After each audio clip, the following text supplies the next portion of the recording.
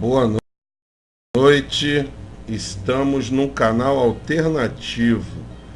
Bloquearam mais uma vez, Mega TV já está ao vivo. Estamos no canal 3, gente. Vou pedir aqui ao pessoal para que entre pelas redes sociais aí, divulgando que nós estamos no canal 3, porque seria pelo canal 1 e o canal 1 está bloqueado. Bloquearam o blog e bloquearam o canal 1. Então nós vamos ter que fazer aqui uma operação de guerrilha para divulgar para o pessoal. Deixa eu avisar aqui rapidamente pelo Twitter. Eu estou vendo que já tem gente aqui assistindo. Por favor, ajudem na divulgação. Deixa eu ver. Martinha, deixa eu mandar logo para ela aqui. Gente, estamos no canal 3, porque o canal 1 foi bloqueado e o blog também foi bloqueado, tá? O Guilhom já está aqui conosco e nós vamos... Estou pedindo ajuda aí ao pessoal para que a gente possa divulgar esse contratempo mais uma vez. Eu estou aqui entrando no Twitter para que a gente possa divulgar para o pessoal que nós estamos no canal 3, tá? Quem está conectado aí está ouvindo bem? Por gentileza, puder responder aí se está ouvindo bem. Se o canal 3 aqui está com a transmissão boa, por favor.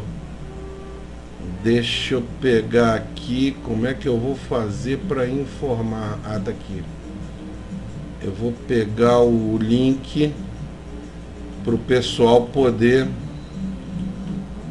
Mega TV está no canal 3.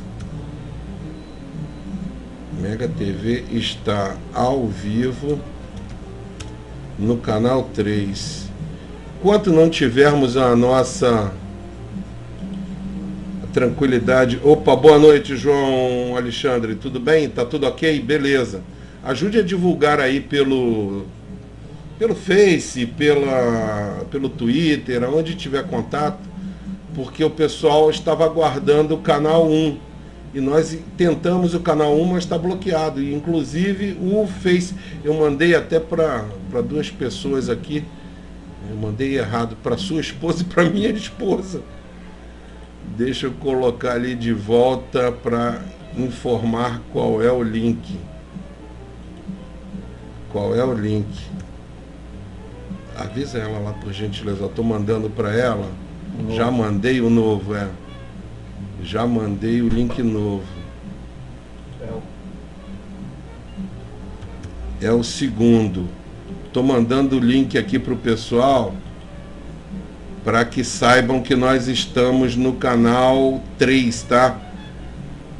Bloquearam o blog Mega Cidadania e bloquearam o canal 1 do Mega TV, tá? Acabaram de fazer isso. Tentei entrar, não consegui. O Guilhom está aqui, já está chegando aqui, ó. Já estamos aqui para a gente começar o nosso bate-papo, tá, gente? Ainda bem que nós temos... Deixa eu ver se eu consigo botar aqui... não estou conseguindo nem enviar mensagem. Ana Berdinaz que está chegando ali. Ô, Tchê, boa noite. Fernando Araújo, boa noite. Guilhom, boa noite, amigo. Boa noite, parceiro. O pessoal está chegando aqui, Ana Berdinaz que está entrando. Aos pouquinhos a galera vai conseguir divulgar. Tag sugerida. Não vai ter terceiro turno. Então eu vou botar essa tag aqui, que é uma tag legal para ajudar. Não vai ter terceiro turno. E a legenda... Guilhom no Mega TV, tá? Orlando Guilhom. Guilhom, você é um dos maiores especialistas na área de comunicação e tá vendo aqui uma comunicação alternativa, uma mídia alternativa sofrendo esse tipo de bloqueio, de dificuldade, né? Esse programinha é um programinha gratuito, o Twitchcast. O Mega TV está nos primeiros lugares do ranking mundial desse aplicativo, mas tem um dono. E se a gente não estiver agradando o dono vai lá e cria essas dificuldades que a gente está tendo aqui. Gente, o Guilhom, ele é um dos coordenadores do Fale Rio, a Frente Ampla pela Liberdade de Expressão, que é um movimento que congrega diversas entidades. Guilhom, conta pra gente um pouquinho aí como é que é a atuação da Fale Rio. Então, a Fale Rio, ela é, na realidade, o nome que nós demos aqui no Rio de Janeiro a um movimento que é muito mais amplo, é nacional, chama-se FNDC, Fórum Nacional pela Democratização da Comunicação. Em cada estado o FNDC tem um nome diferente. Em São Paulo é Frentex, em Pernambuco é Fopcom, em Sergipe é Frente Sergipana de Comunicação e tal, e aqui é a Fale Rio, que é a Frente Ampla pela Liberdade de Expressão.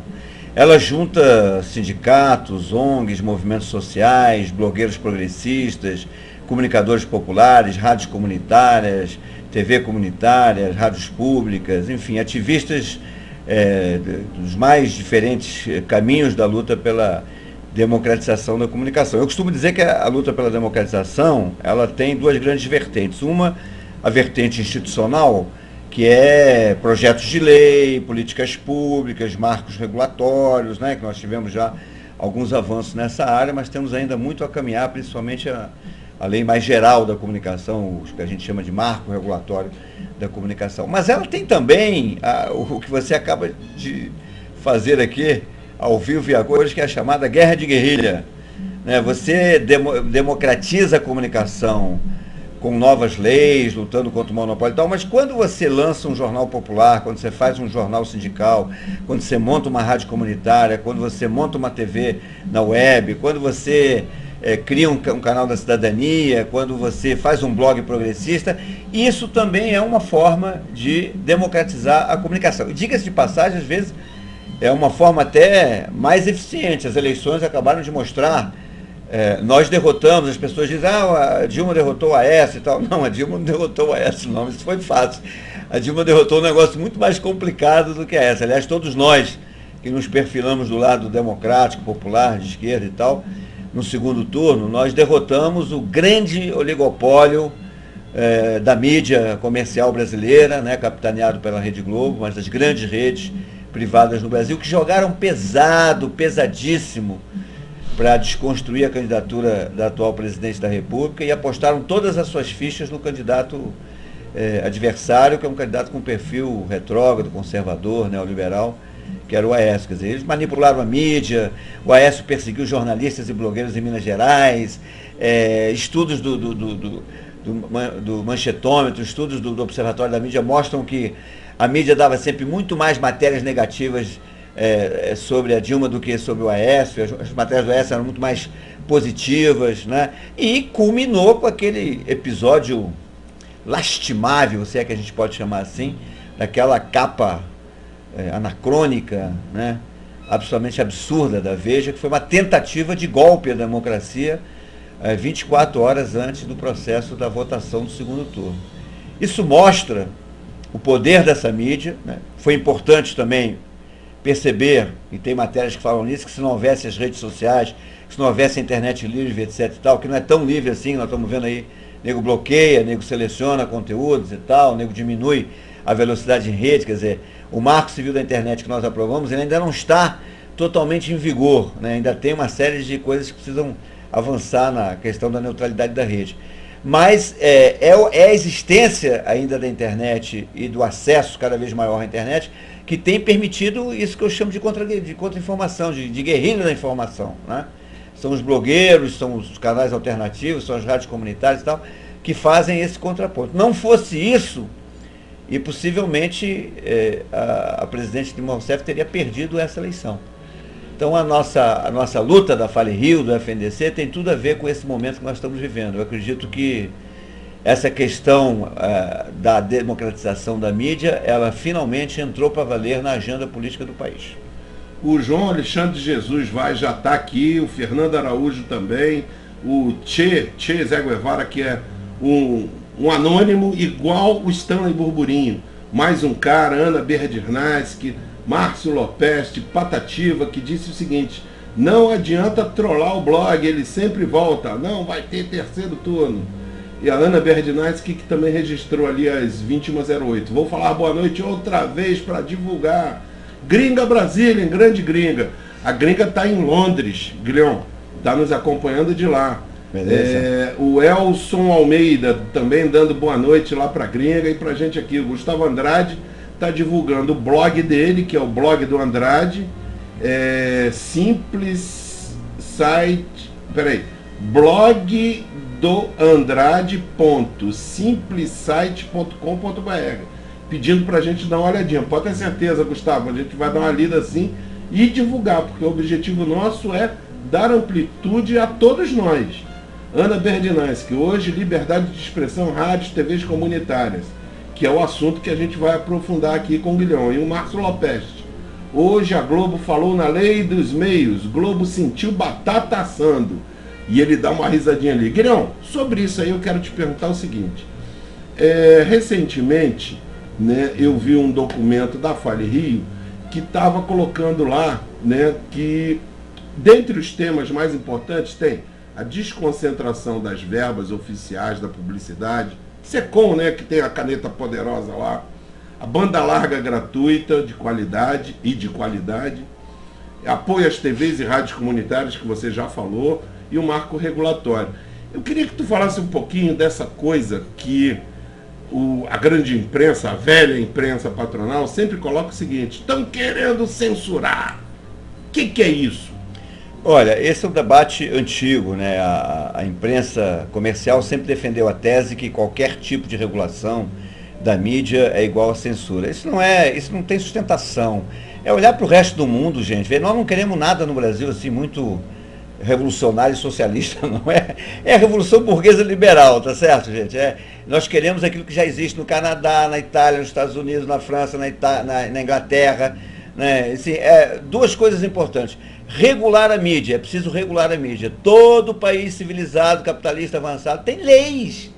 Tem leis, você tem que regular. Você não pode botar uma mulher nua na televisão ao meio-dia, entendeu? Tem que regular a publicidade, tem que regular a mensagem, tem que regular a questão da concentração da propriedade cruzada. Nos Estados Unidos, que é o país mais liberal do mundo, há leis severíssimas contra a chamada concentração de propriedade privada. Você não pode chegar numa cidade nos Estados Unidos e o mesmo cidadão, o mesmo empresário ser proprietário naquela cidade de canal de TV aberta, canal de TV fechado, rádio FM, rádio AM, revista, jornal, blog, não sei o quê. Não pode. É muito poder para uma pessoa só. Olha, se os Estados Unidos, que se diz tão liberal assim, né, regula isso, regulamenta, cria limitações, cria regras, né, e são regras que existem no mundo inteiro, por que nós no Brasil não podemos? Né? E outra coisa é o seguinte, você tem regras, tem regulações, e você precisa também ter um órgão para fiscalizar se essa regulação está funcionando. Né?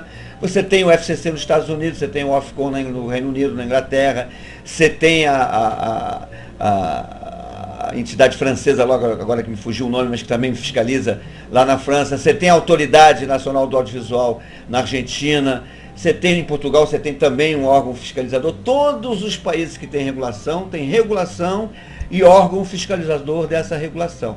Para quê? Para censurar? Não. Aí diz lá, por exemplo, não pode botar a mulher nua ao meio-dia na televisão. O dono da televisão quer botar. Alguém vai censurar? Não, vai botar. Sabe o que vai acontecer? Ele vai botar, depois vai tomar uma multa, ou ele vai perder a concessão do canal. Quer dizer, ele tem uma série de punições que ele vai, se ele desobedecer a lei existe para todo mundo, para ser igual. Se ele desobedecer, ele será punido. Agora, não é uma censura prévia. Não é ninguém dizendo para o outro, então... É uma sinalização do que pode e do que não pode, né? Hoje em dia você tem uma banalização da violência, você tem crianças vendo cenas de sangue, de violência a 1h da tarde, de tarde, você tem a banalização do sexo, você tem, enfim, os grandes temas da sociedade, ao invés de serem debatidos sob a ótica da cidadania, eles são enlatados e jogados para dentro da casa da família brasileira, nos piores horários do mundo, sem que haja nenhum limite para isso. E eles dizem assim, não, mas tem o CONAR, tem a autorregulação, o CONAR regula a questão publicitária, e mesmo assim, de vez em quando você vê umas peças publicitárias que você toma até susto, né? Tem, né, a coisificação da mulher, né? O negro só entra na publicidade para para cumprir um papel absolutamente secundário. Você vê um país nosso que tem a riqueza étnica, cultural, musical, diversa, de sotaques e tal, é pasteurizado. Você vê as televisões brasileiras, você bota uns 6 canais comerciais que tem em cada cidade e você tem a sensação que você está no mesmo canal.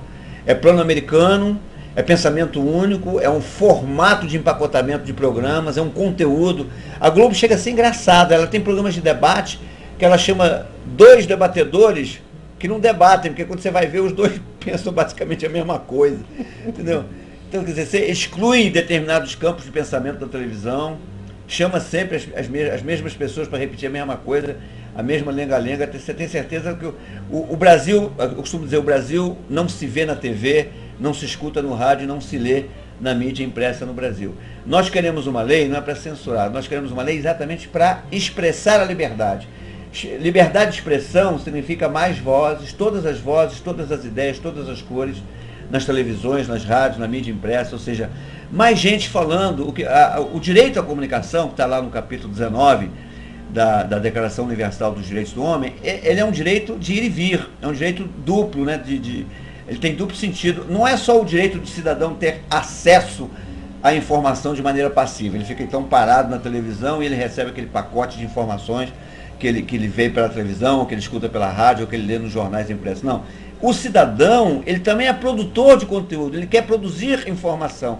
Ele tem uma informação do seu bairro, da sua comunidade, do seu movimento social, do seu partido, do seu clube de futebol. Então, ele quer também ser capaz de produzir algum tipo de informação sobre aquele pedaço da vida dele. Mas ele não pode, porque ele não tem acesso aos meios de comunicação. A internet revolucionou isso um pouco, né? Você está dando uma demonstração disso, né? De como é que, com um aparato razoavelmente simples, sem grande sofisticação tecnológica, você pode criar nichos, né? Trincheiras de guerrilha pela informação democrática. Mas isso ainda não foi à toa que você entrou hoje, o blog está bloqueado, aí você entrou no canal 1, o canal 1 está bloqueado, quer dizer, ainda tem uma série de limitações que restringe esse acesso, sem falar no problema principal, que nem todo mundo no Brasil, infelizmente, tem acesso à banda larga, né? Quanto mais longe, quanto mais remotas são as regiões brasileiras, quanto mais a relação custo-benefício com o usuário não é interessante para o grande empresário das telecomunicações, ele não vai botar a banda larga lá, esquece, não vai botar. O nosso ministro das Comunicações, Paulo Bernardo, parece que, eu não sei em que mundo ele vive, mas ele não conseguiu ainda entender que os empresários, de maneira voluntária, não farão investimentos volumosos para a universalização da banda larga. Eles vão botar a banda larga aonde eles têm retorno de lucro, ou seja, nos grandes centros urbanos. Cidades pequenas e médias, locais ribeirinhos, tribos indígenas, quilombos, comunidades faveladas, mesmo nos grandes centros urbanos, adeus, dificuldade. A TV pelo cabo também tem a mesma dificuldade. Aí começa a ter o gato, tem mais a criatividade da população para poder ter acesso à TV a cabo, a TV por assinatura, né? Já que o preço está lá em cima. Então, esse é a nossa luta.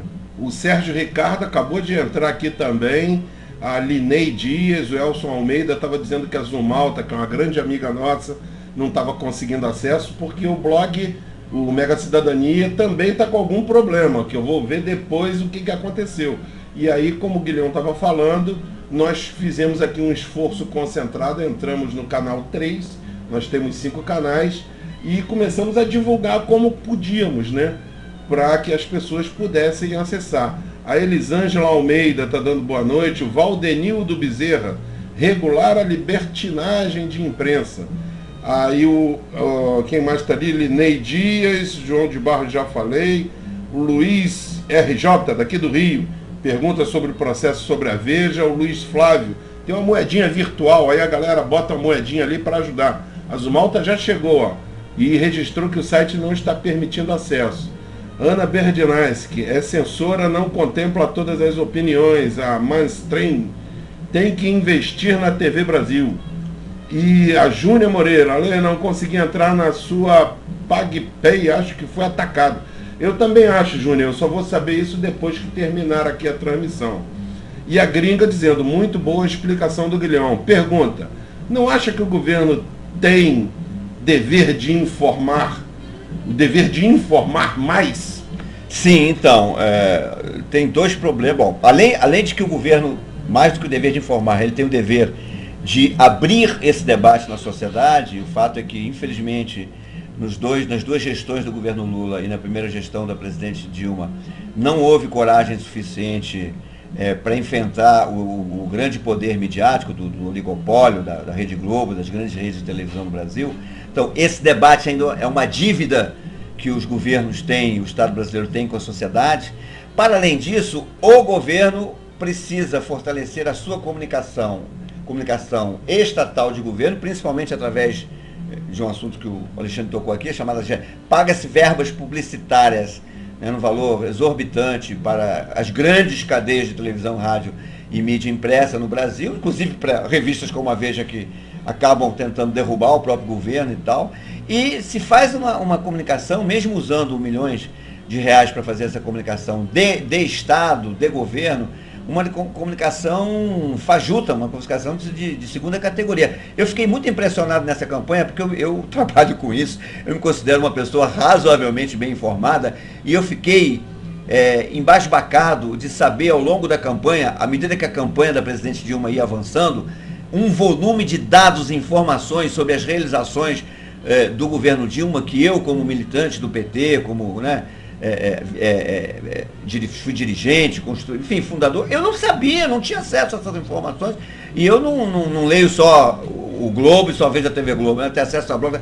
Ou seja, o governo não consegue, ele espera de 4 em 4 anos para chegar uma campanha para durante 1 mês e meio, encaixotado naquele programinha da televisão, falar tudo o que ele está fazendo. Se tivesse feito isso bem e com capacidade, com competência ao longo dos 4 anos, não precisaria passar o sufoco que passou durante a campanha. Agora, para além da comunicação de governo, comunicação estatal, há um outro campo da comunicação. Alguém falou aí, comentário, precisa fortalecer a TV Brasil, né, a EBC, que é uma empresa estatal, mas as mídias da EBC são, na sua quase totalidade, tirando o canal NBR, que é um canal de governo, a TV Brasil, as 9 rádios, o canal da Agência Brasil e da Rádio Agência na web, são todos canais públicos de comunicação pública. E nesse sentido, tem o papel de comunicar não só aquilo que o governo faz de bem, mas também o que o governo faz de errado, de insuficiente, as críticas e tal. Ou seja, a comunicação pública tem o papel de fazer o grande debate da sociedade, sob a ótica do cidadão, não sob a ótica do governo, né? Então, quando o governo tem uma política pública, é importante anunciar que vai ter aquela política pública, né? Divulgar, sim, é papel da comunicação pública também, porque não é uma prestação de serviço, mas é importante ir lá na ponta, no cidadão, vamos dizer que seja uma política pública para idosos. Você tem que ir lá entrevistar o idoso e saber se aquela política pública que o governo está falando, que está implementando, e que está contando que é maravilhosa, que vai fazer uma opção de coisa, se aquilo está funcionando mesmo. Você tem que ir lá fazer uma reportagem durante um período, depois você volta 2, 3 meses depois para ver se aquela política pública funcionou, se ela está sendo, se o pessoal da terceira idade está sendo beneficiado por aquela política pública, etc. Estou dando exemplos do idoso, mas podia pegar na educação, na saúde e tal. Então, a comunicação pública, nós vamos fazer agora em Brasília, dia 13 e 14 de novembro, um grande Fórum Brasil da Comunicação Pública, onde nós vamos fazer um balanço do que foi esses 7 anos de ABC, não só de ABC, porque a comunicação pública, a ABC é a principal empresa, porque ela é empresa federal, tem ramificações nos estados e tal, mas também se junta a essa comunicação pública toda a rede de TVs públicas, culturais, educativas, universitárias, toda a rede de rádios públicas, que eu, aliás, estou dentro da ABC ajudando a montar, a coordenar, também de rádios universitárias, culturais e educativas, que junto com a ABC vão construindo essa outra versão de comunicação. Agora, é uma batalha muito desigual e muito difícil, porque o artigozinho lá da nossa Constituição, que fala sobre a complementariedade da comunicação privada, estatal e pública, até hoje, senhores, não foi regulamentado. É isso que eles não querem. Quando a gente fala em marco regulatório, quando a gente fala em lei da mídia democrática, quando a gente fala em democratização da mídia, estamos nos referindo a isso. Estamos nos referindo à necessidade de pegar os artigos 220 a 224 da Constituição Federal da República Brasileira, aprovada em outubro, se não me falha, de 1988, que até hoje não foram regulamentados. Então, é um pedaço da nossa Constituição que não serve para nada, Está lá a proibição do oligopólio e do monopólio, está lá a questão da regionalização e da produção independente, está lá o papel cultural e educativo das mídias de radiodifusão. Então, nada disso é regulamentado. Nada disso é regulamentado. Né? O empresariado, os chamados barões da mídia, eles continuam defendendo essa tese de que não precisa de regulamentação, não, deixa sem regulamentação. Para eles, quanto menos regras tiver, melhor, porque aí é a chamada lei do faroeste, a lei do mais forte, né? Como eles têm a pistola, a espingarda, o canhão e tal, só vem bala do lado de lá. O cidadão fica sempre tentando se proteger das balas, como a gente tentou se proteger. Aliás, palmas para a cidadania brasileira, palmas não só para a presidente Dilma Rousseff, para os partidos que apoiaram a presidente e tal, mas para a rapidez com que a sociedade, o cidadão reagia. Cada mentira que vinha não só pela campanha do adversário, mas cada mentira que aparecia na imprensa, na mídia e tal, e inclusive nas redes, aparecia imediatamente 10, 20, 30, centenas, milhares de desmentidos. As redes funcionaram muito bem a nosso favor porque nós soubemos utilizá-las. Agora, não basta, isso é uma guerra de guerrilha que terá um fim. É preciso realmente garantir uma regulação da mídia que faça com que a nossa mídia seja um pouco mais plural, um pouco mais diversa, né? Um pouco mais diferenciada. Nada contra ter grandes canais de radiodifusão. Mas por que as pequenas mídias não podem ter também uma verba? Por que não pode pegar, por exemplo, um percentual da verba publicitária do governo? Tudo bem, eles defendem lá, a SECOM, já fui lá conversar com vários ministros da SECOM por mais de uma vez. Aí é sempre a mesma conversa. Não, Bilhão, você sabe, tem uma questão aqui que é chamada critério técnico, né? Se você está fazendo divulgação, você tem que fazer divulgação aonde tem percentuais de telespectadores, de ouvintes, de leitores e tal, então você tem que ir pelo critério técnico. Bom, isso é uma parte de verdade. Mas a outra parte de verdade é que se você só for pelo critério técnico, você acaba fortalecendo a manutenção do status quo, a concentração, o oligopólio, o monopólio, a mentira, a deturpação, né, a manipulação da mídia. Então, eu acho que nós temos que fazer pressão. O episódio da Veja foi emblemático nesse sentido. Não é possível que a nossa presidente, a ficha não tenha caído, né? Então, assim, tem que pegar, sei lá, 30% das verbas publicitárias do governo federal e jogar em blogs progressistas, TVs pela web, jornais sindicais, jornais populares e comunitários, mídia, revistas da Altercom, enfim, estimular cada vez mais a chamada mídia livre, popular, comunitária, alternativa, pública também, né? Aí no caso a TV Brasil, as rádios da EBC, as rádios públicas espalhadas pelo Brasil inteiro, as TVs públicas. Essa mídia precisa ter condições de igualdade, de competição. Não basta fazer um bom trabalho, eu acho que já se faz um bom trabalho, pode melhorar, mas já se faz um trabalho de muita qualidade na TV Brasil, nas rádios da EBC, em várias rádios e TVs públicas que tem pelo Brasil afora, mas infelizmente o público sequer sabe às vezes que existem esses canais. Eu vejo às vezes, outro dia eu estava conversando com alguém na rua, falei na Rádio Nacional, e a pessoa dizia assim, mas a Rádio Nacional, aquela Rádio Nacional dos anos 50, ela ainda existe? Eu falei, ai meu Deus do céu. Claro, a Globo, ela mantém o pique de audiência que ela tem. Você abre semanalmente páginas de jornais, revistas, está lá a publicidade da Rede Globo. Você está passando com o seu carro na rua, tem outdoors inteiros fazendo. Eles lançam uma novela, é uma máquina publicitária para lançar um programa novo, uma novela e tal. Aí a TV Brasil, às vezes você conversa com os funcionários da própria TV Brasil, né? Eu trabalho lá, trabalho na EBC, e às vezes me dá pena dessa guerra de guerrilha. Às vezes a nossa divulgação, nem os funcionários da casa conseguem acompanhar o que está no ar, a qualidade de coisas maravilhosas que a gente faz, programas de rádio, programas de televisão, programas que ganham prêmios, inclusive nacionais e internacionais, e que são pouquíssimos conhecidos, porque também é uma questão de cultura. As pessoas reclamam da Globo, mas estão acostumadas a ver a Globo. Eu mesmo, às vezes, estou lá. Vejo menos a TV aberta, vejo mais a TV fechada, mas às vezes não tem. Quero ver um bom futebol, acabo vendo a Globo. Quero ver um bom show de música, acabo vendo a Globo. Então, falta diversidade. Enquanto nós não garantimos a diversidade, estamos ferrados. Mais um cara aqui fez uma pergunta que você acabou de responder. Ele perguntou assim, como o setor progressista pode organizar uma rede de mídia alternativa com TV, rádio e ou material impresso? Tu acabou de dizer. Acabei de dizer. Essa rede, para ser absolutamente sincero, ela já existe. Ela não é potencializada. Se você juntar o que existe hoje no Brasil, de TVs comunitárias, rádios comunitárias, TVs públicas, rádios públicas, jornais sindicais, TVs na web, blogs progressistas, revistas alternativas e tal, isso já é uma rede. Qual é um problema? É que você não tem, isso não é uma empresa com o comando central da Rede Globo dizendo vamos fazer isso e todo mundo faz. Isso é um processo totalmente disperso pelo Brasil, você sabe disso porque você participa do nosso movimento aqui no Rio, para você fazer sentar na mesma mesa blogueiros progressistas, rádios comunitárias, TVs comunitárias, rádios e TVs públicas, jornais populares, jornais sindicais.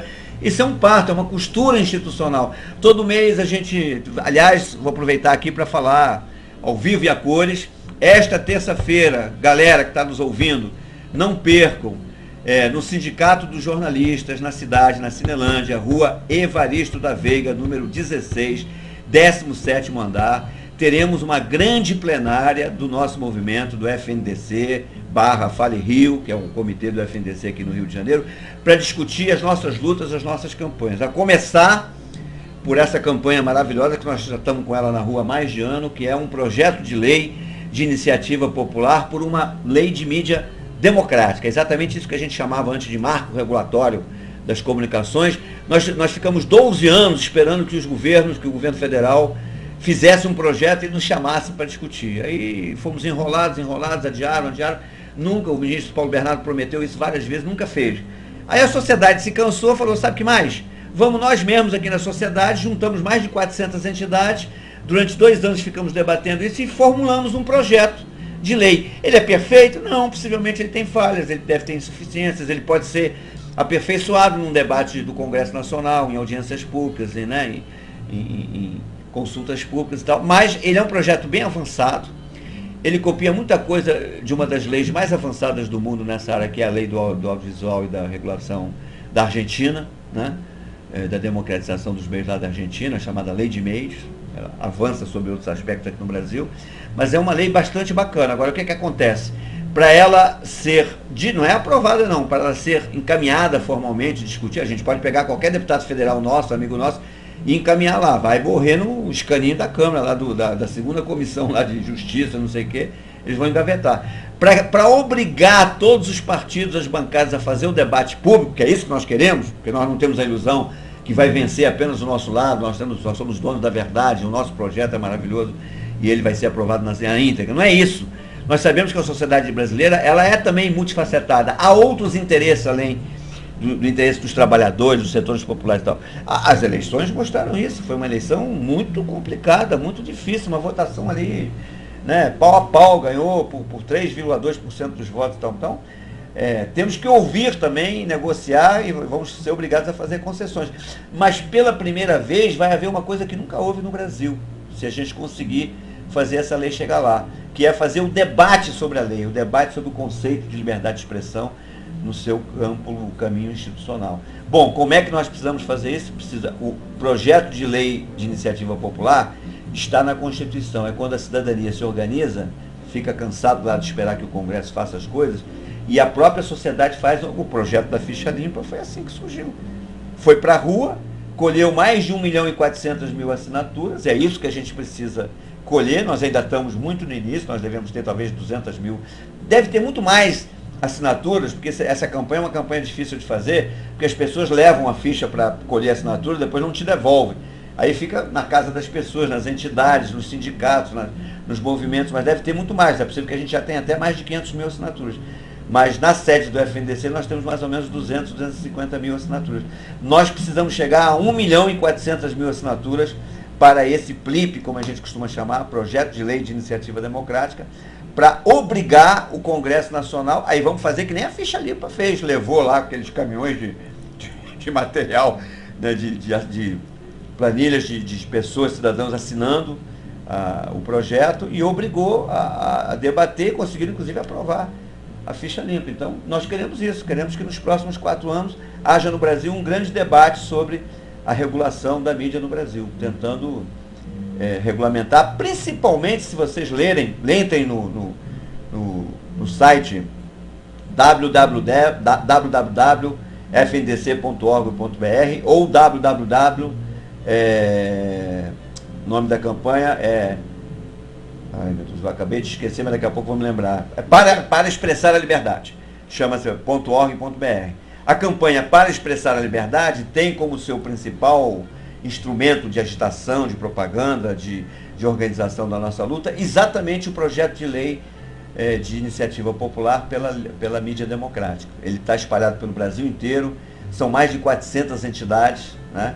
Nós estamos agora dando um pulo do gato, que eu vou anunciar então aqui, a primeira mão, para meu companheiro amigo Alexandre Teixeira aqui no Mega Cidadania, na Mega TV, que é o seguinte: nós estamos nos aproximando da campanha do plebiscito constituinte, que acaba de dar um show, colher 8 milhões de votos no país inteiro, entregou a presidente, aliás, a presidente Dilma Rousseff, toda vez que fala em reforma política, ela se refere à campanha, fala na necessidade de um plebiscito, fala na necessidade de uma constituinte exclusiva, etc. E esse é o caminho que a gente, agora como já acabou a fase do plebiscito popular, nós queremos ir para as ruas durante bons pares ou trios de meses para colher a assinatura da população para esse projeto de lei de iniciativa popular. Achamos que se a gente conseguir botar todo esse universo, a campanha do plebiscito constituinte, por incrível que pareça, conseguiu organizar, eram mais de 100 mil ativistas espalhados pelos 27 estados da federação, organizados em 1.800 comitês populares. Se a gente botar essa máquina de ativismo, de cidadania, como foi a campanha da anistia, como foi a campanha da Constituinte, né?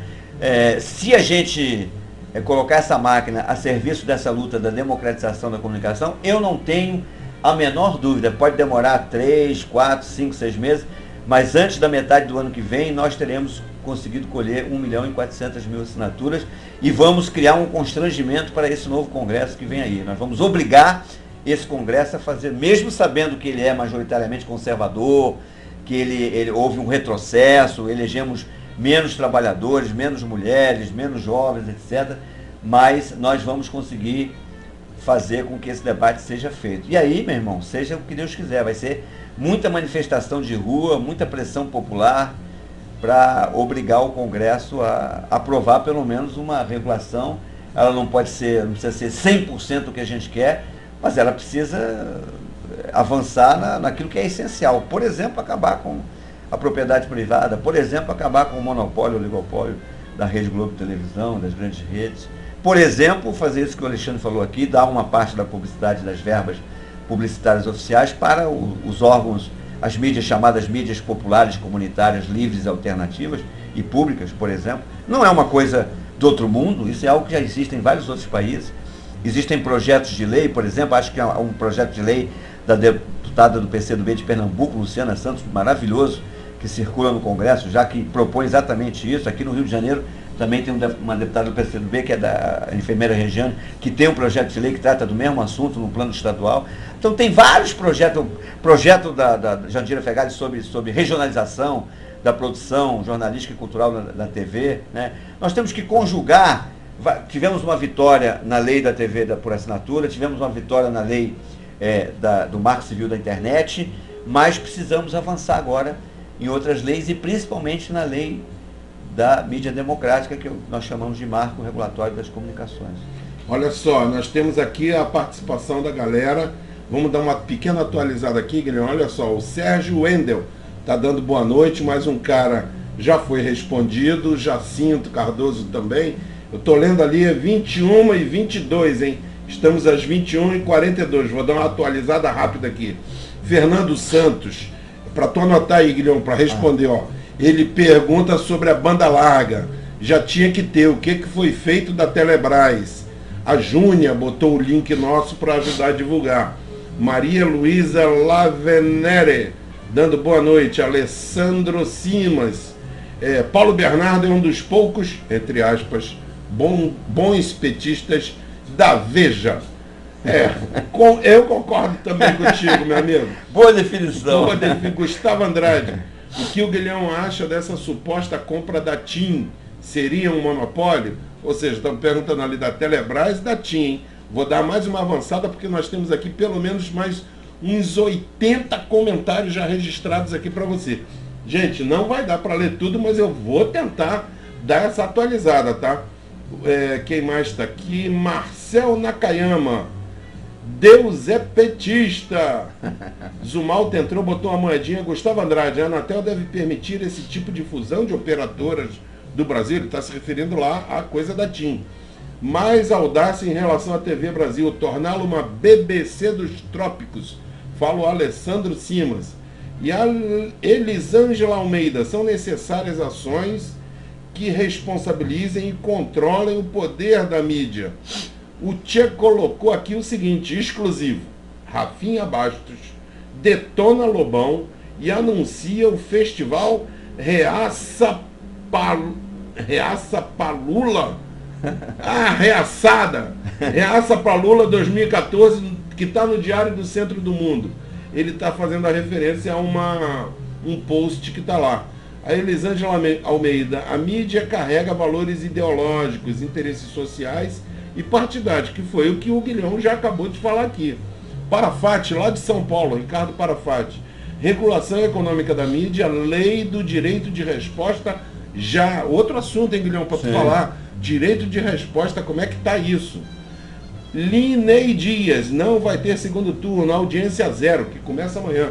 Tem uma campanha aí de audiência zero da Globo, começando amanhã. A galera está se organizando aí, mais uma campanha desse tipo, e todas nós temos que divulgar. Quem mais está aqui? Deu um pulo aqui, gente, desculpa. A Zumalta colocou, TVs públicas e educativas não tem como concorrer com a TV comum, aberta. O Sebastian Archer, meu amigo, parceiro. Grande Sebastião, ele aqui, peraí, a Verinha tá aqui em cima, é porque pulou o negócio ali, 21h31, ela disse, Lula desconcentrou um pouco, mas não o suficiente. E o Sebastian Archer, às 21h32, Telesur não tem sinal aberto estabelecido, né? Caramba, deu um big pulo aqui o negócio agora, ó. O que eu faço aqui? Tem o Turquinho, cadê o Turquinho? Tá aqui, ô Turquinho, onde é que tá você? A regulação da mídia não pode esperar, é para já. Às 21h38, consegui pegar o comentário do grande Turquinho. Opa, o CR Marins, vamos divulgar, vamos trabalhar. Ana Berdinazzi, que em primeira mão, 8 milhões de assinaturas no plebiscito constituinte para se comemorar. Guilherme, o que você tem a falar sobre isso que a galera está comentando aqui? Então, primeiro vamos de novo reafirmar que nós somos um conjunto de lutas que se juntam, não existe uma única luta para democratizar a mídia, são várias lutas. Agora, nesse momento nós temos que ter uma centralidade, e a centralidade é um novo marco, uma nova lei geral da mídia, né? Uma nova lei de mídia democrática, que é essa campanha que nós estamos fazendo para acolher 1.400.000 assinaturas. Volto a convocar aqui novamente, desculpem o meu comercial, ao vivo e a cores, todos terça-feira, essa terça-feira, 4 de novembro, a partir de 19 horas, no auditório do Sindicato dos Jornalistas, ali na Cinelândia, Evaristo da Veiga, número 16, 17º andar, aqui no Rio de Janeiro, e procurem nos seus, se tem gente aí no bloco de outros estados, procurem, porque nós temos uma porção de comitês espalhados pelo Brasil afora, tem comitê em Minas, em São Paulo, em Brasília, em Pernambuco, no Ceará, no Pará, em todos os lugares vocês vão achar comitê do FNDC, Fórum Nacional pela Democratização da Comunicação. E essa semana e na semana que vem estão tendo reuniões de vários comitês. O nosso do Rio de Janeiro é terça-feira, terei o maior prazer em receber os cariocas e fluminenses lá para organizar essa luta pelo projeto de lei. Vou falar rapidamente sobre alguns temas que foram colocados aí. Primeiro, banda larga. O Lula, no finalzinho do segundo mandato dele, lançou o plano Brasil de banda larga, PNBL, Plano Nacional de Banda Larga. Chamava-se PNBL-1. Aí entrou o ministro Paulo Bernardo com a gestão da Dilma, falou, prometeu. A própria presidente várias vezes mostrou uma certa irritação com a lentidão do programa e tal, ele disse que precisava melhorar, não sei o quê. O problema do ministro Paulo Bernardo é que ele confia muito na negociação com as teles, né? E como eu disse, as teles, elas só estão interessadas em investir até a página 7. Quando não tem retorno, quando não tem lucro, eles saem fora. Então, a universalização da banda larga não foi... Aumentou o número de pessoas que hoje têm acesso à banda larga? Sim, aumentou. Se a sociedade brasileira está um pouco mais igual, se a miséria foi combatida, se uma nova classe média está surgindo, então, óbvio, a conclusão óbvia é que mais gente tem computador, mais gente tem acesso a serviços de banda larga. Agora, ele não foi universalizado. E a presidente, ao longo da campanha, participou, não só ela, a Marina participou, a Luciana Genro, alguns candidatos participaram de debates com a campanha. Existe uma campanha no Brasil, também da qual nós participamos, chama-se campanha Banda Larga é um Direito Seu, e essa campanha organizou um debate que a presidente foi, recebeu da campanha uma demanda e, no momento do debate, ela se comprometeu, no segundo mandato, a lutar pela implementação, universalização, enfim, radicalização desse processo de banda largas para todos. Ela já entendeu que a democratização passa por aí, né, que a internet é um instrumento, é uma plataforma que democratiza a informação, mas que não adianta só isso, porque se uma parte da população brasileira ainda não tem condições, né, se você não tem uma banda larga de qualidade e barata para todos, essa democratização ela só vai até a página 5. Então, eu quero dizer que um dos centros da nossa luta nesse governo, do segundo mandato da presidente Dilma, é cobrar dela. E para isso ela precisa trocar esse ministro, né? Não dá mais para aguentar. Acho que o Paulo Bernardo já deu tudo que tinha que dar. Aliás, isso é uma coisa que eu queria conversar com vocês, eu vou propor isso na reunião lá de terça-feira. A gente, toda vez que tem mudança de governo, a sociedade fica assim olhando, né? Esperando que o presidente indica, o mercado fica pressionando para indicar o ministro da Fazenda, que é, vem cá, será que não chegou a hora da gente pressionar por um ministro das Comunicações que tenha um perfil mais vinculado ao movimento social, né, a democratização da mídia e tal? Bom, assim, eu estou aqui pensando, dentro das minhas maluquices, que talvez seja uma campanha a ser feita. Precisa ter um ministro que execute uma política que a própria presidente falou que vai ser uma das prioridades dela na área de comunicação. Segundo, monopólio na área de telecomunicações. E eu tenho que assumir também a minha limitação, como formulador, como estudioso e como intelectual.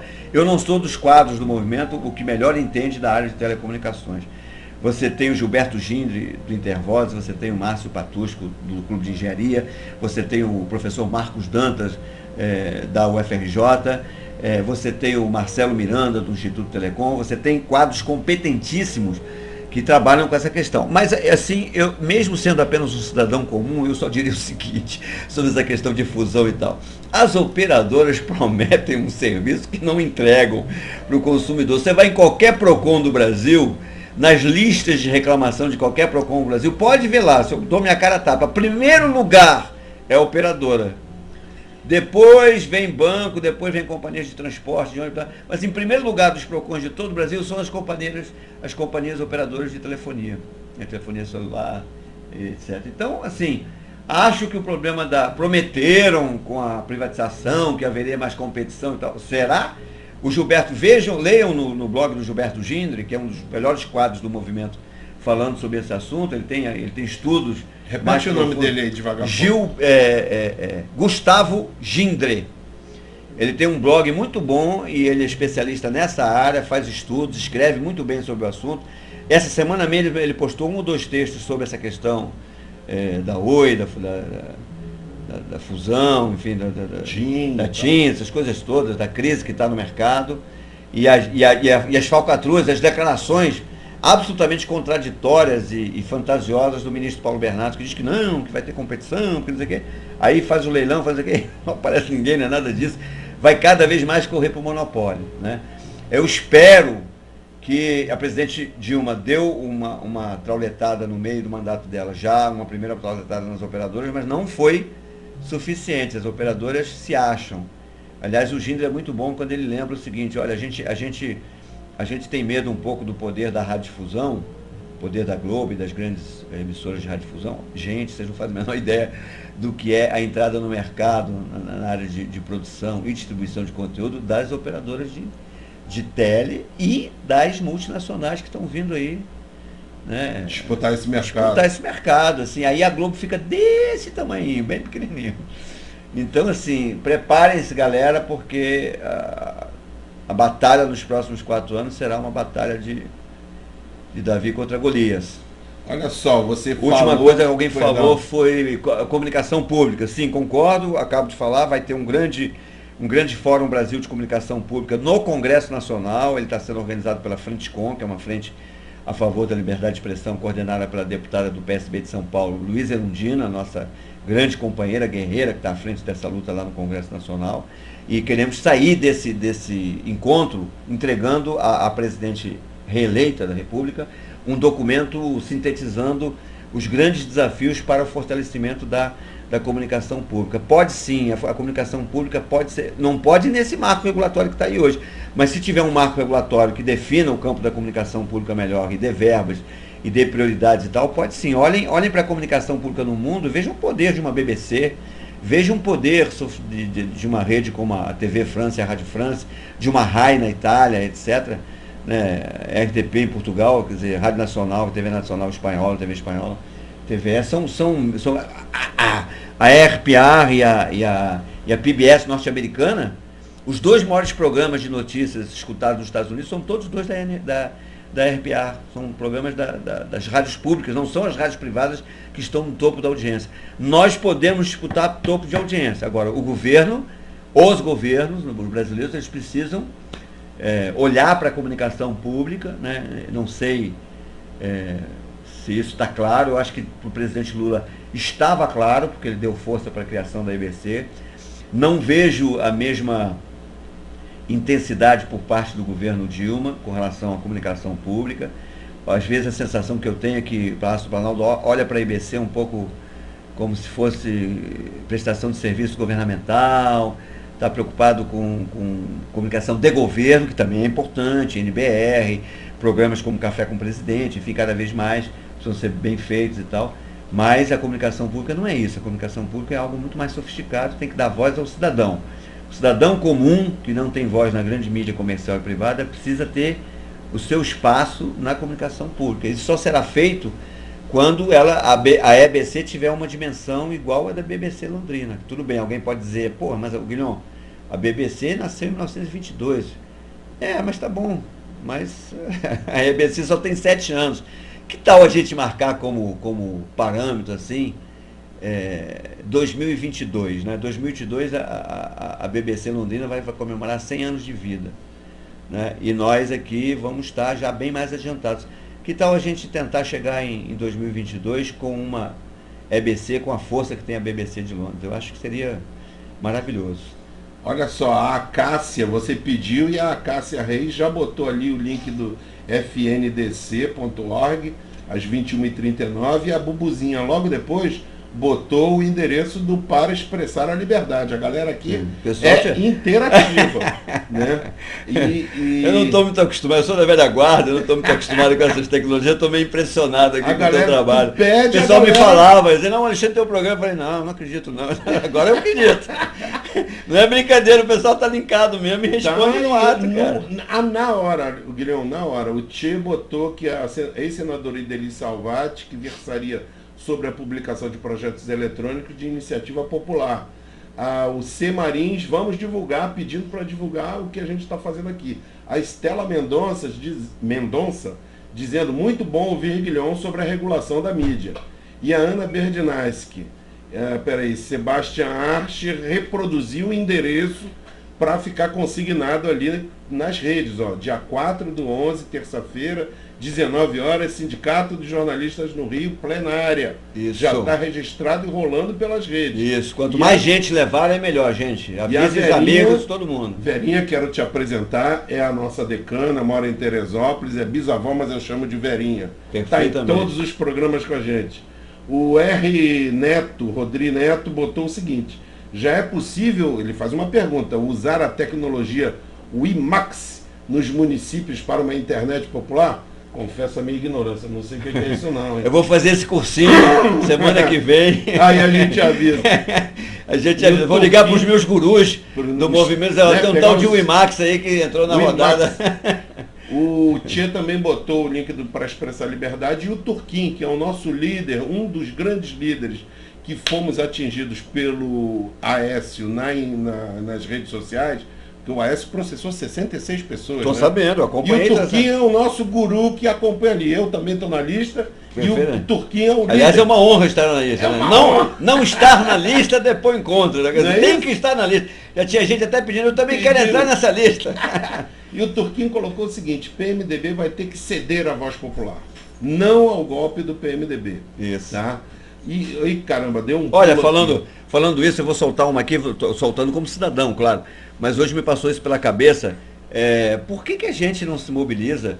Vai ter uma disputa pela presidência da Câmara, né? Já está saindo o nome do Eduardo Cunha, que é talvez o setor mais conservador do PMDB. Foi o cara que articulou contra o marco civil da internet. Ele só cedeu aos 48 do segundo tempo, depois de muita pressão da própria presidente Dilma e tal. Imagina esse cara 4 anos na presidência do Congresso. Será que não é o caso dos movimentos sociais, das redes e tal, a gente começar a fazer uma campanha contra o Eduardo Cunha para a presidência da Câmara? Queremos um presidente da Câmara que seja... que dialogue mais com a população. O cara é contra plebiscito, é contra referendo, é contra dialogar, é contra audiência pública, é contra conselho popular, é contra qualquer tipo de participação da sociedade. Então, esse cara vai ser presidente da Câmara? Pô, não dá, né, gente? Vamos defender um outro nome aí. Boa ideia do Guilhom, gente. E você pediu, Guilhom, que em outros locais do país, em outros estados, dissessem aonde que tem para assinar o PLIP. Olha aqui, já veio um de Londrina.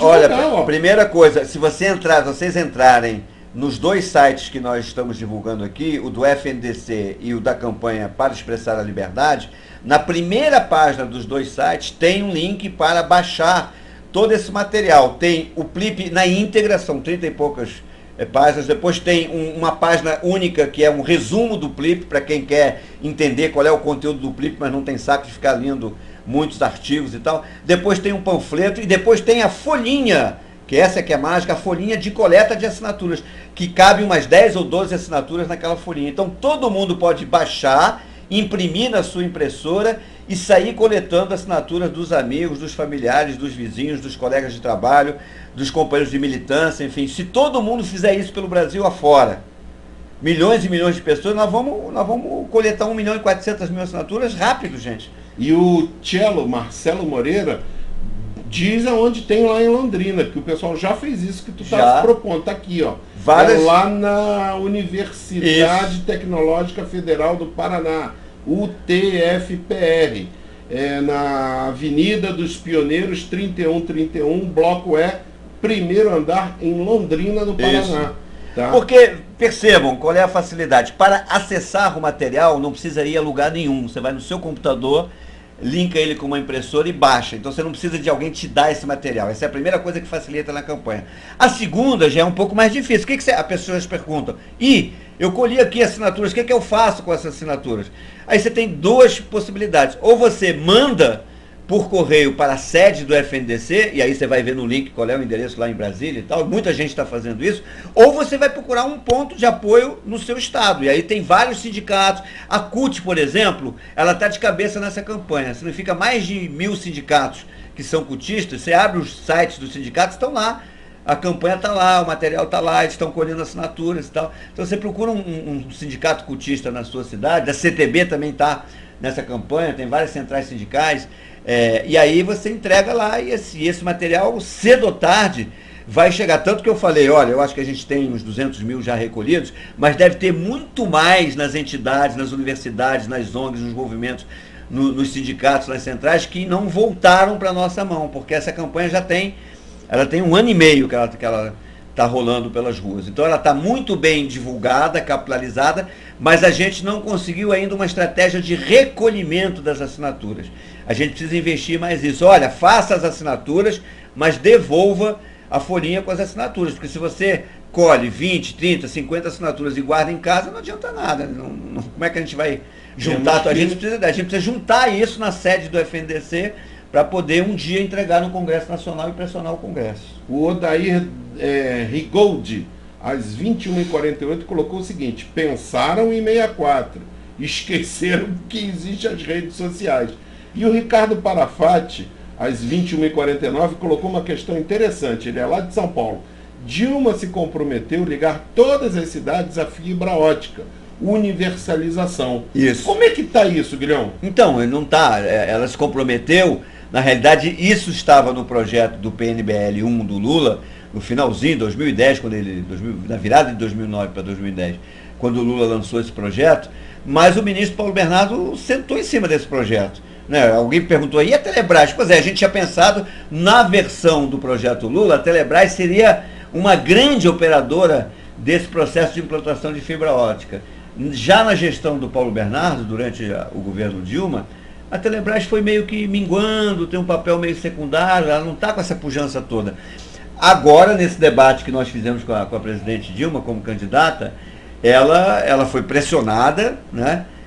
As entidades cobraram por que o projeto nacional de banda larga não andou no primeiro governo dela, e ela aí não teve outra alternativa senão se comprometer de que no segundo mandato dela ela vai retomar esse projeto e vai implementá-lo. Mas como o Lula me ensinou lá atrás, eu nunca vou me esquecer de uma fala do presidente Lula. Logo depois das eleições do primeiro mandato dele, teve uma entrevista, não me lembro se foi na Globo, se foi a Folha de São Paulo, ele dizia assim: bacana, né? Vocês conseguiram eleger um presidente metalúrgico, operário, que veio das lutas sindicais, que coisa fantástica, que revolução que a gente fez no Brasil e tal. Mas olha, só um recado para vocês: se vocês estão achando que porque elegeram um operário metalúrgico agora vai tudo mudar no Brasil, que tudo vai acontecer, que o governo vai fazer tudo o que vocês querem, pode tirar o cavalo da chuva. Governo bom é governo que sente a pressão das ruas, a pressão social da sociedade organizada. Nossa, ele mandou esse recado logo nos primeiros anos do seu governo, né? E muita gente ainda, eu vivo encontrando nessa campanha, então, a coisa que eu mais ouvia era gente reclamando da mídia, gente reclamando da mentira, dos jornais, da televisão, e eu dizia assim: olha, nós estamos há quase 30 anos, há mais de 30 anos nessa luta, nesse movimento, só vejo as pessoas reclamando, venha se juntar a nós, venha lutar, né? Então, assim, a presidente Dilma parece que a ficha dela caiu com relação à regulação da mídia, parece que a ficha dela caiu com relação à neutralidade da internet, parece que a ficha caiu com relação à universalização da banda larga, mas tudo parece. Para isso ser efetivo, significa nós temos que organizar o lado de lá. Os movimentos sociais precisam dar uma centralidade. Eu estou em todos os lugares que eu visito hoje, eu digo o seguinte: olha, os movimentos sociais brasileiros, eles são muito fragmentados, eles são de uma diversidade, uma riqueza também muito grande. E é bom que seja assim. Tem muita luta, né? Tem luta indígena, tem luta do movimento negro, tem luta do movimento gay, tem luta das mulheres, tem luta da juventude, tem luta estudantil, tem lutas sindicais, tem luta de direitos humanos. Tá bom, pode continuar a falar. Tem luta de direitos humanos, tem luta da reforma agrária e tal. Agora, nós precisamos, para além de cada um de nós estar na sua luta, cada movimento social continuar travando a sua luta, que é muito justo, nós precisamos ter centralidade, escolher algumas lutas como lutas que vão unificar o conjunto do movimento. E eu estou fazendo a seguinte provocação, por tudo que aconteceu na campanha. Tem dois grandes chapéus de chuva que tem tudo para unificar o movimento social brasileiro, os partidos de esquerda, as centrais sindicais, as ONGs, enfim, os coletivos, os ativistas e tal. É a reforma política, seja pelo... Eu prefiro pela Constituinte, com plebiscito e tal, mas seja pelo caminho que for, pela estratégia que for, tem que ser uma reforma política que dê conta, né, de um sistema político mais arejado, mais democrático, com mais participação popular. E do outro lado, a democratização da mídia, ou se preferirem, a reforma da mídia. Não haverá, as outras reformas, as outras lutas no Brasil vão ficar sempre emperradas, sempre engatinhando, sempre com dificuldade de avançar, de conquistar grandes vitórias. Inclusive, estou colocando aí a reforma agrária, a reforma fiscal e tributária, a luta da educação, da saúde, que já avançou muito, mas que nós sabemos, a mobilidade urbana, está aí a galera do passe livre e tal. Essas lutas não alcançarão vitórias estruturantes se nós não conseguirmos avançar na reforma política e na reforma da mídia. Então, eu acho que os partidos de esquerda, as centrais sindicais, os movimentos sociais, eu estou pessoalmente empenhado aqui no Rio de Janeiro, estou articulando para que o FNDC faça isso em outros estados. Acho que tem 3 campanhas nacionais que precisam se juntar já. Uma é a nossa, do FNDC, pelo PLIP, pelo projeto de lei da mídia democrática. O outro é a campanha do plebiscito constituinte pela reforma política. E a terceira é a campanha liderada pela CNBB, OAB, UNE, CCCE, etc., que é a campanha do PLIP também, do projeto de lei de iniciativa popular, por uma reforma política e eleições livres. Eu acho que nós precisamos encontrar um denominador comum, entender que reforma política e democratização da mídia podem e devem andar juntos. E aí é o seguinte, meu irmão, é montar comitê em tudo quanto é bairro, sindicato, universidade, fazer debate, fazer audiência, fazer coleta de assinatura, fazer manifestação de rua, agitação, divulgação, fazer o grande debate que a sociedade precisa e que os meios de comunicação não vão fazer. Os meios de comunicação comerciais, privados, não estão interessados em fazer. Vão continuar divulgando que regular a mídia é censura, é um absurdo. Usem só o controle remoto. A nossa presidente Dilma, que é uma pessoa esclarecida, bem informada, já falou várias vezes essa bobagem, que é o único controle que ela admite sobre a mídia é o controle remoto. Alguém precisa explicar para a presidente Dilma que em qualquer cidade o espectro eletromagnético só cabem 7 canais. Um, em geral, é público e os outros 6 são privados comerciais e com uma força de um poder econômico boçal. Então a briga desses 6 contra o canal público é briga de Golias contra Davi contra Golias. Então não dá para dizer que agora a ficha parece que caiu, porque as últimas entrevistas da nossa presidente, ela já começa a falar que é preciso a regulação. Ela está chamando de regulação, ela é muito esperta, ela está chamando de regulação econômica da mídia. Não importa o nome que a gente deu, o batismo. Tem que regular o oligopólio, o monopólio, tem que regular a regionalização da produção, tem que regular a questão da obrigatoriedade do conteúdo educativo, cultural, tem que regulamentar um Conselho Nacional de Comunicação Social, que não seja esse faz de conta que tem no Congresso Nacional, que é... Tudo bem, a gente vai lá, ocupa espaço, faz o debate, mas ele não tem poderes de implementar políticas públicas. Então, precisa ter um conselho, como são os outros 36 conselhos da República Brasileira, que esses sim, funcionam, são para valer, as políticas públicas são debatidas no seu interior, tem empresário, e é importante que tenha empresário. Nós não achamos que a sociedade brasileira é feita só de trabalhadores ou só de setores populares, mas os trabalhadores dos setores populares são maiorias e precisam ser ouvidos também. Mas queremos ouvir os empresários, por que não? Quem sabe conseguimos costurar alguma coisa em comum. Estamos com quase 400 pessoas que passaram aqui para assistir, 108 agora assistindo nesse ao momento, vivo, real time. mais de 290 comentários. Ótimo. Óbvio que não vai dar para ler tudo. E detalhe, isso porque é um canal reserva, que não estava divulgado. Muita gente está pendurado te procurando por aí, sem saber onde é que está. Onde é que está a Mega TV? Porque o canal, nós divulgamos o canal 1 e eles resolveram bloquear. É porque o Guilhão é perigoso, gente. Está vendo aqui como ele é perigoso. Ele tem conteúdo. Você foi falar que ia me entrevistar, e de Globo deu um telefonema assim. O Guilhão não pode falar. Mas é isso que vocês estão vendo, gente. O Guilhão, como outras personalidades que ele fez questão de citar, né, tem um acúmulo muito importante. Né? E olha lá, Zumal está dizendo que o blog continua bloqueado, mas quando terminar aqui eu vou dar um jeito lá, vou pegar, tem um amigo que fica de plantão e vai tentar resolver, Zumal. Olha, se não desbloquearem, já propõe uma nova campanha, que a gente fica inventando, desbloqueiem o blog. Porque é uma maldade, né? Vamos para a rua pedir desbloqueio do blog. É porque eles pediram, eles sabem que nós vamos na semana que vem entrar pesado no assunto do mensalão e no assunto do pisolato. Né? Hoje é o último programa antes de terça-feira. Sábado não vai ter Mega TV, domingo também não e segunda também não. Mas terça, quarta e quinta, Mega TV vai ser exclusivo sobre o assunto pisolato, tá? Então, com certeza deve ser por isso que eles estão bloqueando lá o blog, porque o blog tem todo o material desse assunto, no que diz respeito à P470. Mas amanhã a gente vai dar um jeito nisso daí. Mas voltando aqui, Guilhão, essa questão desse assunto, que é um assunto palpitante, porque, como você bem colocou, você já está há um bom tempo na estrada discutindo essa questão. Mas a sociedade, o inconsciente coletivo, se é que a gente pode chamar assim, precisou levar pancadas, como a própria presidente Dilma, para, como você diz, a ficha ir caindo. Né? E hoje um grande contingente dos internautas, isso é um exemplo, as redes sociais, tem claro que essa mídia empresarial ela tem um lado político e ela atua como um partido político mesmo. Né? E aí eu te pergunto, Guilhão, como é que a gente pode fazer, né, no curto espaço de tempo, né, dentro da área pública, para haver uma interação entre o pessoal que atua nas redes, né, de forma voluntária e tal, ser até mais divulgado pelos órgãos públicos existentes? Então, eu falava um pouco que a luta pela democratização da comunicação não tem uma única vertente, ela se cruza, tem várias estratégias, né? tem um caminho mais institucional, de leis, de marcos regulatórios, e tem a guerra de guerrilha.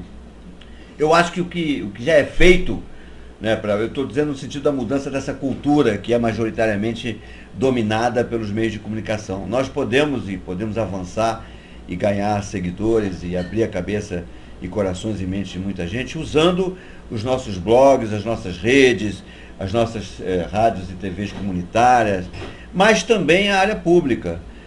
Eu acho, por exemplo, que a área pública, e eu represento uma gestão de área pública que tem trabalhado muito essa questão, eu percebo que às vezes a área pública não avança mais do que poderia avançar, porque também a ficha da sociedade não caiu. Ela fica esperando que a TV Brasil ou que a Rádio Nacional vá na sua casa e diga: ô fulano, você quer falar na minha rádio? Isso não vai acontecer, gente. É preciso usar os mecanismos de controle. Por exemplo, a EBC tem um conselho curador, composto de 22 pessoas, 15 dos quais são representantes da sociedade civil, e nomes importantes. A CUT está sentada lá e vários outros movimentos sociais estão lá.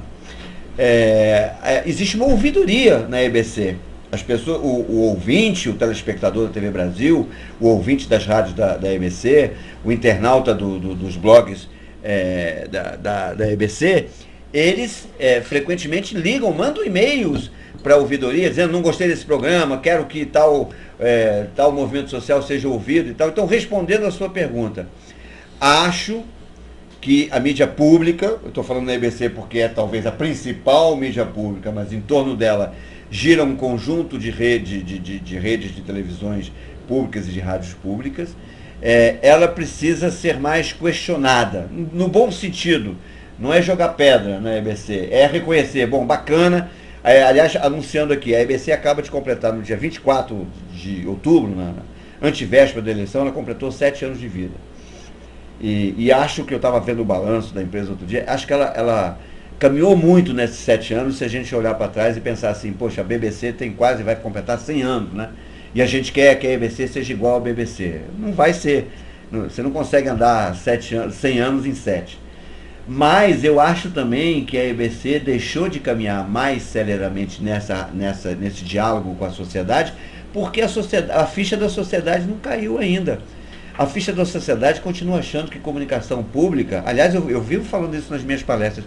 Quando você fala em público, em escola pública, você fala em hospital público, e também agora em comunicação pública, o imaginário do cidadão comum pensa logo num pedaço do aparelho de Estado, né? E é um pedaço do aparelho de Estado.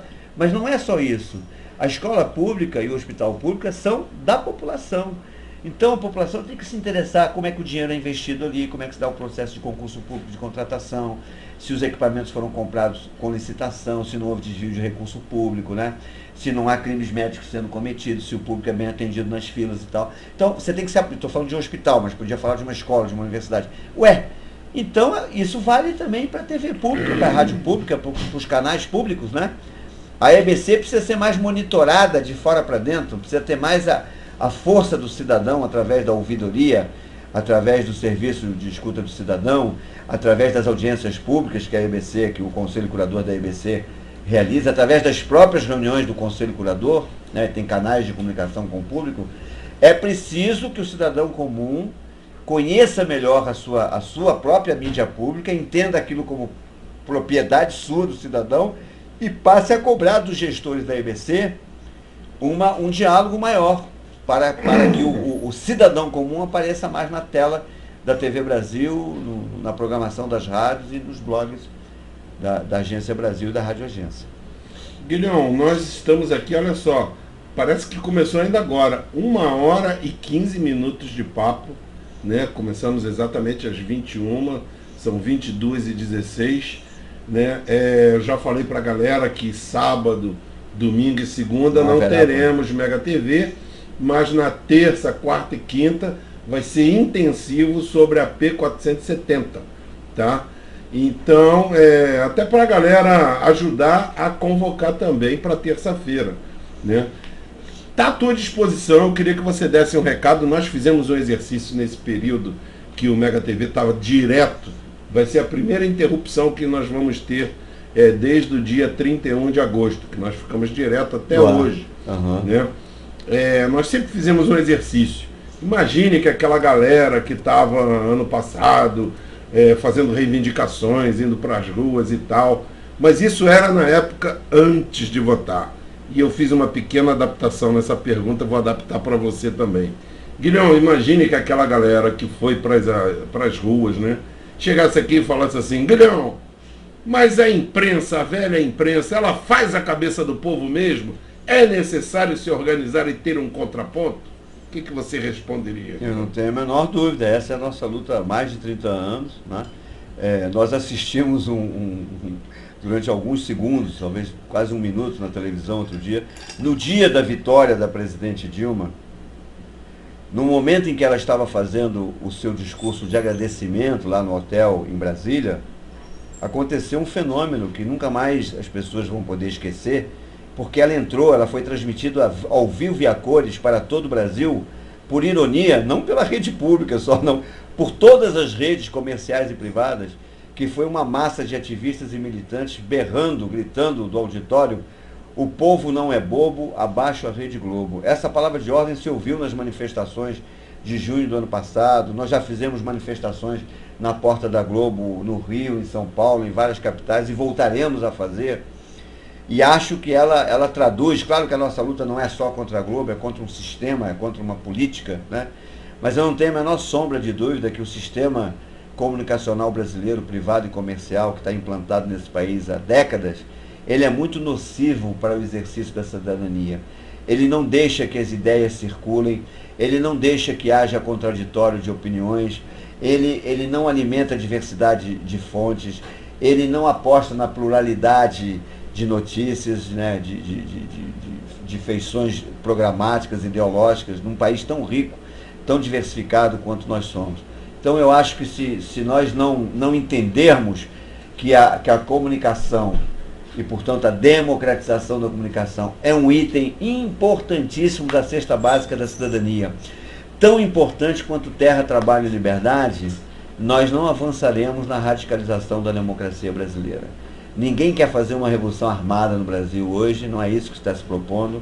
Nós já estamos fazendo uma grande revolução social de inclusão de pessoas que estão saindo, milhões de pessoas que estão saindo da miséria, de garantia de empregos para milhões de brasileiros, de distribuição de renda, de melhorias de condições de vida e de salário, mas isso não é suficiente, e o grito das ruas de junho do ano passado fala nessa direção. Queremos mais, e nós podemos mais e melhor. E acho que a presidente Dilma ouviu, porque o centro da campanha dela era muda mais.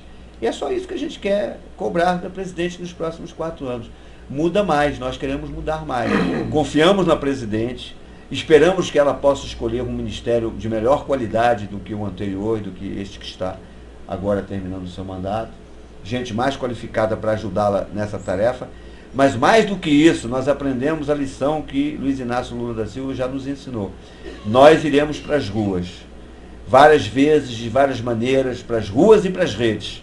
Nós continuaremos conectados, nós continuaremos fazendo nossas campanhas, nós continuaremos levantando as nossas bandeiras, nossos cartazes, as nossas faixas, faremos manifestações. Eu já fiz manifestações na porta do Ministério das Comunicações, eu sou do mesmo partido que o ministro me viu várias vezes, não entendi o que eu estava fazendo lá. É isso, governo é governo, sociedade é sociedade. Eu sou sociedade, eu quero que avance as lutas sociais no Brasil, porque avançando as lutas sociais e os movimentos sociais, os poderes públicos poderão entender melhor o recado das ruas. O Congresso Nacional, as pessoas dizem, esse Congresso que foi eleito é muito conservador. É verdade, é muito conservador. Mas ele sem pressão vai ser uma coisa e com pressão vai ser outra, eu tenho certeza. Né? Assim como o governo é mais progressista, o governo que foi reeleito. Mas sem pressão, ele vai ser menos progressista. Ele vai ceder demais à pressão do mercado, à pressão das forças conservadoras. Até porque esse não é um governo só de esquerda. Esse é um governo onde a esquerda tem um peso importante, mas é um governo de compromisso, é um governo de coalizão. É um governo que tem forças conservadoras, a começar pelo PMDB, que é o segundo maior partido de aliança nesse governo, né? E tem PR, e tem PP, e tem uma opção de partido que não tem nenhuma tradição de luta social no Brasil, e esses partidos vão fazer o velho jogo político da velha política, né? De negociatas, de pressões, de querer cargos, de querer ministérios, de querer que não avance nada no Brasil. Se o cidadão quiser que as coisas avancem no Brasil, ele precisa aprender uma máxima política que é o seguinte: olha, esse negócio da gente ir para a urna votar de 4 em 4 anos, ou alguém pode dizer, não, de 2 em 2 anos, né, porque tem um intermédio aí entre eleições gerais e eleições municipais. Gente, isso tudo é muito bacana, mas isso aí não basta. É preciso fazer política no cotidiano. É preciso fortalecer as associações, os sindicatos, os coletivos, os movimentos sociais, as campanhas, as ONGs. É preciso ir para a rua, para as redes, para as praças, para as universidades, fazer os grandes debates e organizar o povo. Um pedaço da nossa vida precisa ser dedicado, infelizmente, são horas e horas de energia, de trabalho que precisa ser dedicado às lutas sociais. Sem isso, não haverá mudanças. Não houve mudanças em país nenhum no mundo. Não houve revoluções, não houve transformações, desde as mais violentas às mais pacíficas, sem vanguarda organizada e sem população lutando pelos seus direitos. Assim foi no norte da África, assim tem sido na Europa, assim foi na América Latina. Então, isso tem que ser uma referência para o nosso povo. Gente, olha só, vamos aqui iniciar, dar um abraço no Guilhom, mas eu vou ler 2 comentários que eu acho que simbolizam legal esse bate-papo de hoje. O 13 Incomodando escreveu o seguinte às 22h21. Como nordestino, não me vejo na Globo. E em seguida, às 22h22, o Turquim colocou o seguinte: parabéns para o Guilhom, mandou muito bem. E o Sebastian Archer, também nosso grande amigo, grandes sinalizações do Guilhom sobre a luta pelas reformas estruturais. A Barreto também, Barreto nessa é lá de Santa Catarina. Mídia quer causar atrito entre PT e Jean Willis. Estão tentando fazer um atrito nessa... Já posso mandar o recado, não conseguirão. Estamos nos aproximando firme, cada vez mais do PSOL, a unidade da esquerda há uma pressão das bases. Sei que há gente do PT que pensa diferente, respeito, vamos fazer esse debate, mas o nosso caminho é com a esquerda. Se o PMDB quiser vir junto, parabéns. Mas nós precisamos reafirmar o campo da esquerda cada vez mais, da esquerda democrática. É por aí que caminham as transformações do Brasil. Acho que essa é uma das grandes lições que nós tiramos das urnas. No segundo turno, o apoio que figuras emblemáticas do PSOL deram à campanha da presidente Dilma foi fundamental para ganhar aqueles 3,2% na reta final. Sem isso e sem a pressão das redes sociais, nós teríamos sido derrotados pela direita e pelo conservadorismo. Nós não podemos esquecer disso. E na próxima semana, depois de discutir a P470, eu já consegui um papo fantástico com 2 parlamentares em mandato, um do PT e um do PSOL.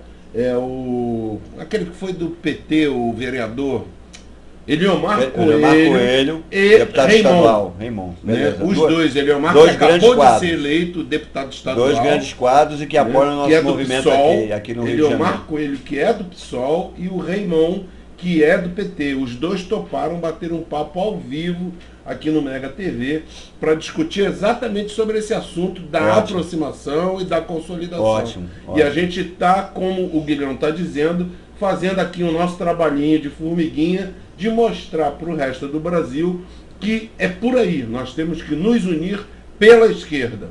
Deixa eu mandar um último recado, dizer que foi um prazer, uma honra primeiro ter sido convidado, estar aqui com você. Somos velhos companheiros de muitas lutas.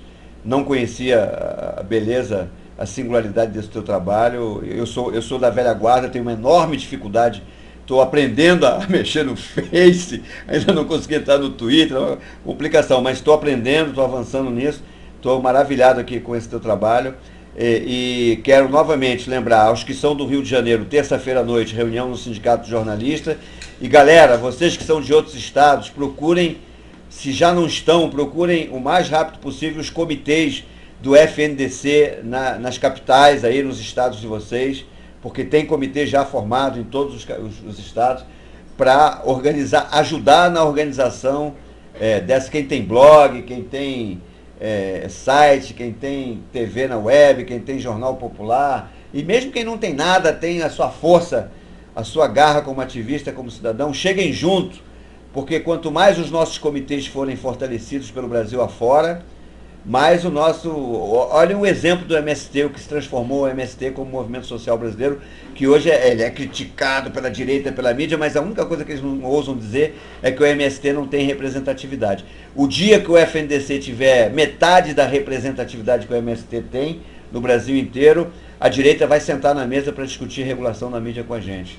Então esse futuro está nas nossas mãos, está na mão de vocês. Nos ajudem, porque eu costumo dizer que eu já estou com 61 anos, quase 62, estou ficando velho, e é preciso que mais gente apareça, que mais gente jovem apareça, mulheres, jovens, estudantes, universitários, intelectuais, professores, acadêmicos, sindicalistas, movimentos sociais, porque essa é uma luta de todos nós. Quanto mais gente tiver, mais, o nosso movimento tem essa riqueza, tem essa diversidade. Você vê uma reunião nossa, parece uma confusão, porque são vários tons, vários sotaques, várias lutas que se somam numa luta só para fazer da nossa mídia uma mídia mais plural e mais diversa, mais democrática. E a Ieda Ferra, aqui só para você ver como o pessoal gostou. Ieda Donato, que Ieda Ferra, eu sou o codinome dela, ela colocou assim: Guilhom, tô com você também nessa luta. O Pancho Kermesso, Guilhom, vanguarda organizada, popular lutando por seus direitos, que foi uma frase que ele destacou aqui, que você... E aqui, dá um pulo violento, porque tem um monte de comentário. Cadê? Parabéns, Guilhom, Maria Dirce, o Che Guevara, o Che. Ele colocou o seguinte: o Che Zé Guevara, Guilhom no Ministério das Comunicações já! Demorou! menos!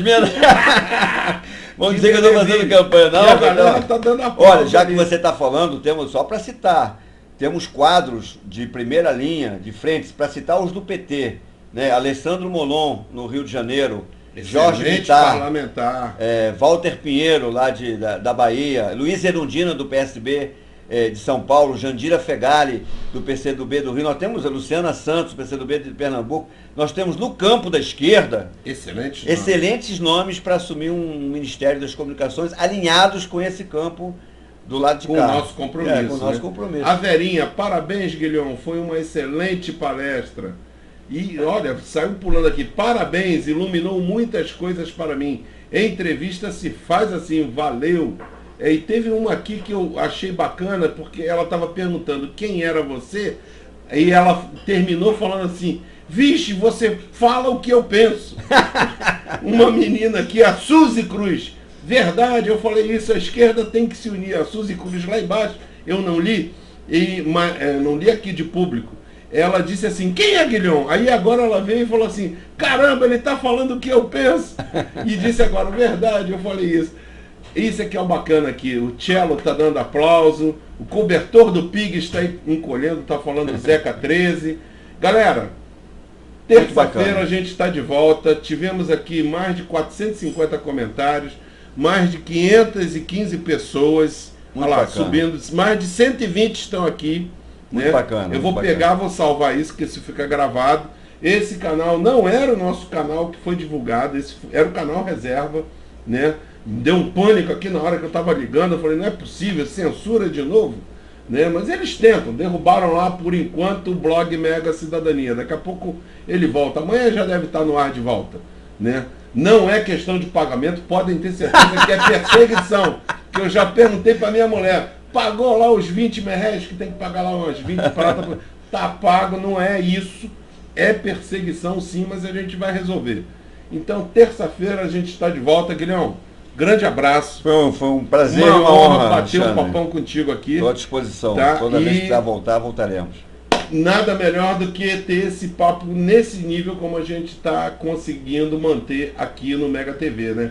Tivemos o Theo Lima ontem, um grande artista. Anteontem, a Hildegard Ângel. E hoje, nessa mini pausa, Orlando Guilhom, que nos abrilhantou com a sua sabedoria. E nós temos muito que caminhar. Temos muito que caminhar, porque não é só ficar reivindicando, e sim nos organizando como o Guilhom nos orientou aqui, né? Tem as entidades, tem todo um acúmulo de trabalho que os internautas têm tudo para trazer aquela força a mais para que a gente consiga avançar. Não é isso, Guilhom? É isso aí, parceiro. Gente, um prazer. Um grande abraço. Boa e noite até a todos. terça-feira. Terça-feira a gente